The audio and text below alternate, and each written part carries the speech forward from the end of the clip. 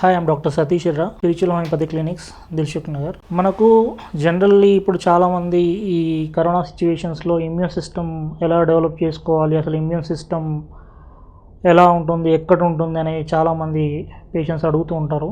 Immune system మన బాడీలో ఏ ఆర్గాన్స్లో develop అవుతుంది అంటే పర్టికులర్లీ అడినాయిడ్స్ అని చెప్పేసి అంటాం. సో జనరల్లీ చిన్నపిల్లల్లో అడినాయిడ్ ట్రబుల్స్ ఉన్నాయని చెప్పేసి వస్తుంటారు కదా, అడినాయిడ్స్లో కానీ లేకపోతే టాన్సిల్స్ అని చెప్పేసి అంటాం. అడినాయిడ్స్ కానీ టాన్సిల్స్ కానీ లేకపోతే మనకు థైమస్ అనే ఒక గ్లాండ్ ఉంటుంది, అంటే థైరాయిడ్ గ్లాండ్కి అబౌవ్ థైమస్ అనే ఒక గ్లాండ్ ఉంటుంది. So it is also one of the immune సిస్టమ్ను డెవలప్ చేసే ఆర్గాన్. దెన్ ఇంకొకటి స్ప్లీన్ అనేది కూడా one of the immune system develop చేసే ఆర్గాన్. దెన్ మనకు అపెండిసైటిస్ అని చెప్పేసి చెప్తున్నాం కదా, appendix also one of the immune system develop చేసే ఆర్గాన్స్. ఇంకా లింఫాటిక్ టిష్యూస్ కావచ్చు, లింఫ్ నోడ్స్ కావచ్చు, అంటే లింఫాటిక్ సిస్టమ్ అని చెప్పేసి అంటాం. సో ఈ లింఫాటిక్ సిస్టమ్ కూడా మీ ఇమ్యూన్ సిస్టమ్ను జనరల్లీ డెవలప్ చేస్తూ ఉంటుంది మీ బాడీలో. Particularly bone marrow, this is the major immune system developer in our body. అంటే బోన్ మ్యారోలో కూడా మనకు బ్లడ్ సెల్స్ అనేవి ప్రొడక్షన్ అవుతూ ఉంటాయి అండ్ మీ ఇమ్యూన్ సిస్టమ్ అనేది డెవలప్ చేస్తుంటుంది. దీంట్లో పర్టికులర్గా మనకు లింఫోసైట్స్ అంటే తెల్ల రక్త కణాల పెరుగుదల జరుగుతుంటుంది. సో జనరల్లీ ఇమ్యూన్ సిస్టమ్ అంటే ఏంటంటే it's like A police to our body. అంటే పోలీస్ ఎలా అయితే ప్రొటెక్ట్ చేస్తుంటారో మన బాడీకి వైరస్ నుంచి, బ్యాక్టీరియా నుంచి కాపాడడానికి మనకి తెల్ల రక్త కణాలు, వైట్ బ్లడ్ సెల్స్ అనేవి, ఈ లింఫోసైట్స్ అనేవి జనరల్గా పోలీస్ లాగా మనకు రక్షిస్తూ ఉంటాయి. టీ లింఫోసైట్స్ కానీ ఈ లింఫోసైట్స్ అంటే తెల్ల రక్త కణాలు పర్టికులర్గా ఈ ఆర్గాన్స్లో డెవలప్ అవుతుంటాయి. ఏ ఆర్గాన్స్లో? Particularly adenoids, tonsils, then thymus, spleen, appendix. So ఈ ఆర్గాన్స్లో బోన్ మ్యారో, ఈ ఆర్గాన్స్లో మనకు పర్టికులర్గా ఇమ్యూన్ సిస్టమ్ అనేది డెవలప్ అవుతూ ఉంటుంది. సో చాలామంది ఇమ్యూన్ సిస్టమ్ను మీకు మీరే దెబ్బ తీసుకొని ఇమ్యూన్ సిస్టమ్ ఇప్పుడు ఎట్లా డెవలప్ చేయాలని చెప్పేసి చాలామంది అడుగుతున్నారు. సో ఎందుకు అంటున్నానంటే ఆ మాట, మీకు అడినాయిడ్స్ అండి, these are the front line immune system అని చెప్పేసి చెప్తాం. ఫ్రంట్ లైన్ వ్యారియర్స్ అంటున్నాం కదా, అలానే front line warriors of immune system ఏంటి? Tonsils, adenoids and thymus and మీకు స్ప్లీన్ అండ్ అపెండిక్స్. సో మీకు ఏదైనా అపెండిసైటిస్ కావచ్చు, లేకపోతే టాన్సిలైటిస్ కావచ్చు, లేకపోతే అడినాయిడ్స్ కావచ్చు. ఏంటండి ఇప్పుడు టాన్సిలైటిస్ అని అంటున్నాం. ఏంటి టాన్సిలైటిస్ అని అంటే పర్టికులర్లీ టాన్సిల్స్ ఏం చేస్తాయి? బేసికల్లీ మీకు జనరల్లీ టాన్సిల్స్ అనేవి, అడినాయిడ్స్ అనేవి, పర్టికులర్లీ అడినాయిడ్స్ అనేవి ఏంటంటే ఈ నోస్కి కింద భాగంలో అటాచ్ అయ్యి ఉండేదాన్ని అడినాయిడ్స్ అని అంటాం. టాన్సిల్స్ అంటే దాని కింద, అడినాయిడ్స్ కింద గొంతుకి రెండు పక్కల మీకు చూస్తే కనిపించేవి టాన్సిల్స్ అని అంటున్నాం. ఈ టాన్సిల్స్ కానీ అడినాయిడ్స్ కానీ ఏంటంటే మీకు లింఫాటిక్ టిష్యూస్తో, దాని మెంబ్రెయిన్, అవుటర్ మెంబ్రెయిన్ ఏంటంటే లింఫాటిక్ టిష్యూస్తో మీకు ఫామ్ అయి ఉంటుంది. ఈ లింఫాటిక్ టిష్యూస్ ఏం చేస్తాయి? ఈ తెల్ల రక్త కణాలు అక్కడ ఉండడం వల్ల మీకు మీ బాడీని ఫస్ట్ ఏదైనా ఇన్ఫెక్షన్స్ గురైనప్పుడు మీకు అవి కాపాడతాయి.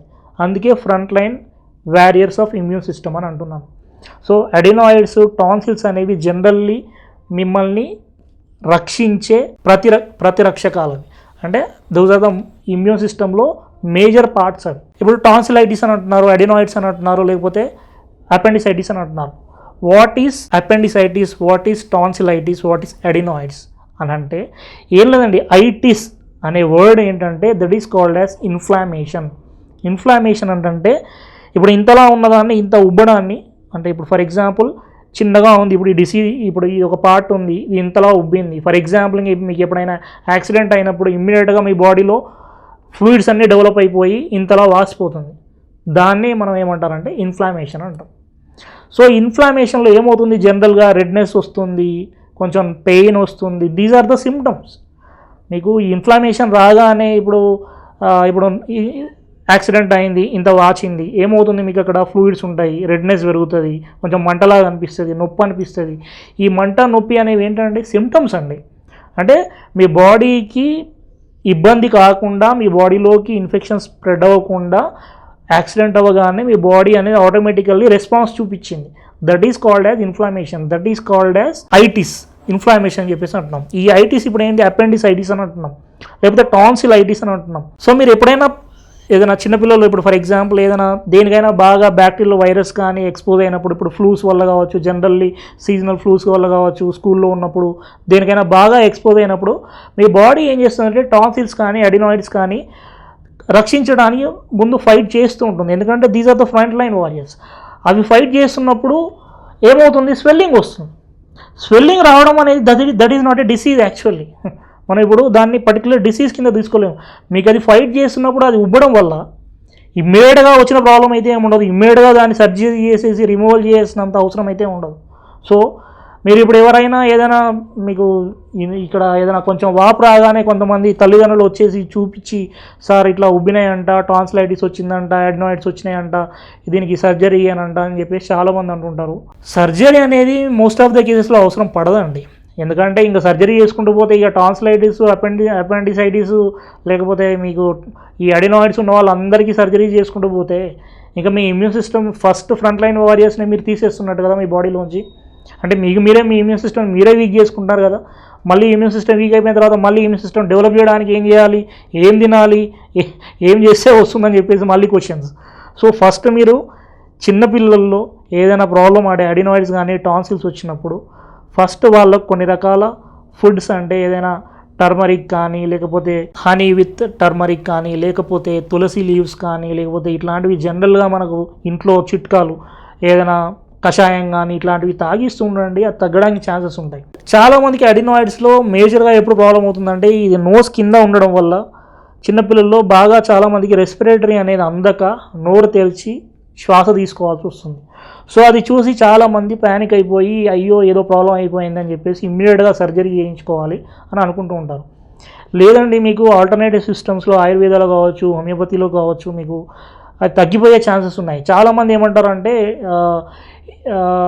కొంచెం లేట్గా వెళ్ళారనుకోండి డాక్టర్స్ దగ్గరికి, మీరు ఇంతకుముందు ఏం వాడారు అంటే హోమియోపతి, ఆయుర్వేద అని అంటే మీరు ఇంకొంచెం ముందు వచ్చి ఉంటే బాగుండేది, మీకు ఇది సర్జరీ ఇప్పుడు సర్జరీ స్టేజ్కి వచ్చింది అని అంటారు.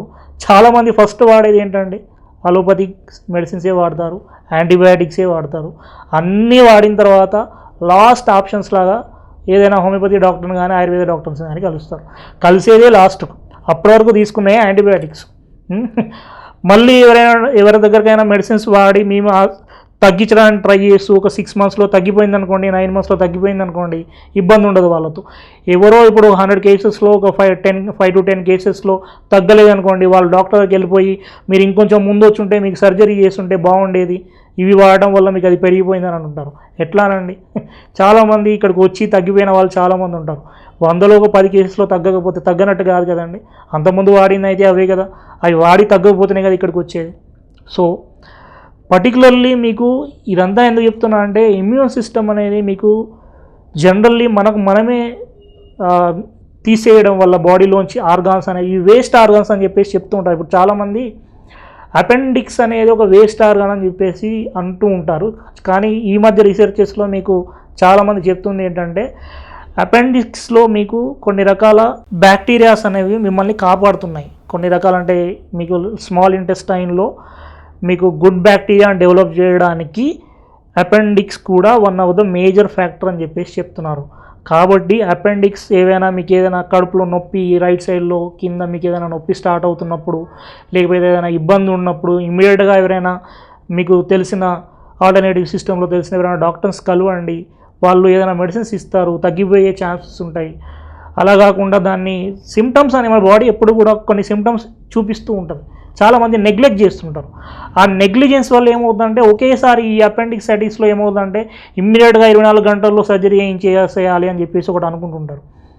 కాదండి, మీకు ఈ సిమ్టమ్స్ అనేవి పర్టికులర్గా మీకు చాలామందిలో చూపిస్తూ ఉంటుంది, కానీ నెగ్లెక్ట్ చేయడం వల్ల మీకు అది అర్థం కాదు. సో రైట్ సైడ్ మీకు ఇలా వస్తున్నప్పుడు, ఏదైనా పెయిన్ వస్తున్నప్పుడు వెళ్ళి డాక్టర్స్ని కలవండి. వాళ్ళు ఏదో ఒక స్కానింగ్ చేయిస్తారు. సో దాంట్లో ఏదైనా ఉంటే ఇమ్మీడియట్గా మీకు అది ఫస్ట్ డిటెక్ట్ అయిందనుకోండి, మెడిసిన్స్ తోటే మనం దాన్ని క్లియర్ చేసేసుకోవచ్చు. సో ఈ లింఫాటిక్ సిస్టమ్ అని చెప్పేసి అంటాం, ఇప్పుడు లింఫ్ నోడ్స్ అని చెప్పేసి చెప్తున్నాము. ఈ లింఫ్ నోడ్స్ అనేవి ఏంటంటే బేసికల్లీ మన బాడీలో ఉండే ఇమ్యూన్ సిస్టమ్కు డెవలప్ చేసే ఆర్గాన్స్ అన్నమాట. ఇప్పుడు మన బోన్స్లో మనకు బోన్ మ్యారోలో మనకు ఇమ్యూన్ సిస్టమ్ అనేది డెవలప్ అవుతుంటుంది. సో తెల్ల రక్త కణాలు కానీ లేకపోతే బ్లడ్ సెల్స్, అన్ని రకాల బ్లడ్ సెల్స్ అనేవి మనం తీసుకునే ఫుడ్ ద్వారా దాంట్లో డెవలప్ అవుతూ ఉంటుంది. సో మనకు పర్టికులర్లీ స్ప్లీన్ అంటున్నాం. Spleen also one of the major immunity system develop చేసే ఒక ఆర్గాన్. ఈ స్ప్లీన్ ఏం చేస్తుంది, పర్టికులర్లీ మనకు లెఫ్ట్ సైడ్ ఈ రీజియన్లో లివర్ కింద రీజియన్లో మీకు స్ప్లీన్ అనేది కనబడుతుంది. ఈ స్ప్లీన్ ఏం చేస్తుంది అని అంటే this is a blood purifier. Generally ఇప్పుడు మన కిడ్నీస్ ఎలా అయితే మనకు వేస్ట్ మెటీరియల్స్ని ప్యూరిఫై చేస్తుంటుందో స్ప్లీన్ కూడా మనకు వేస్ట్ మెటీరియల్స్ను అంటే బ్లడ్లో ఉండే వేస్ట్ మెటీరియల్స్ను ప్యూరిఫై చేస్తుంటుంది. సో మనకు ఎట్లా అంటే పర్టికులర్లీ లింఫాటిక్ టిష్యూస్తో మనకి ఎక్కడైతే లైనింగ్ అనేది ఉంటుందో these are called as immune system, అంటే మీ రోగనిరోధక శక్తిని పెంచే ఆర్గాన్స్ అని చెప్పేసి చెప్తుంటాం. ఇంకొకటి పేయర్స్ ప్యాచెస్ అని చెప్పేసి కూడా చెప్తుంటాం. పేయర్స్ ప్యాచెస్ అనేవి ఏంటంటే ఇది మీకు ఇంటెస్టైన్లో మీకు కనబడుతూ ఉంటుంది. పర్టికులర్లీ ఈవెన్ కొంతమందికి మనకు కొన్ని టాన్సిల్స్లో కూడా మనకు కనిపిస్తుంటుంది. పేయర్స్ ప్యాచెస్ అని చెప్పేసి చెప్తుంటాం. ఈ పేయర్స్ ప్యాచెస్ అనేవి ఏంటంటే మీకు this is a lymphatic tissue lining of intestine. So ఇక్కడ కూడా మీకు ఇమ్యూన్ సిస్టమ్ అంటే మీకు వైరస్ కానీ బ్యాక్టీరియాతో ఫైట్ చేసే కెపాసిటీని పెంచే తెల్ల రక్త కణాలు కానీ లేకపోతే ఆ ఇమ్యూన్ సిస్టమ్ డెవలప్ చేసే శక్తిని కానీ మీకు వాటిల్లో ఉంటుంది. అంటే లింఫాటిక్ సిస్టమ్ అనేది మేజర్లీ మనకు ఇమ్యూన్ సిస్టమ్తో ఫైట్ చేసే బేసిక్ ఆర్గాన్స్. సో వీటిని మనము ఈ అంటే నేను జనరల్లీ ఎందుకు చెప్తున్నానంటే మనము ఇప్పుడు ఈ పాండమిక్ సిచ్యువేషన్స్లో కరోనా సిచ్యువేషన్స్ రాగానే మనకి ఇమ్యూనిటీ ఎట్లా పెంచుకోవాలి, ఇమ్యూనిటీ అంటే ఏంది, ఇమ్యూనిటీ చాలామంది దీని గురించి రీసెర్చ్ చేస్తున్నారు, ఈవెన్ పేషెంట్స్ కూడా. So these are the basic immune organs.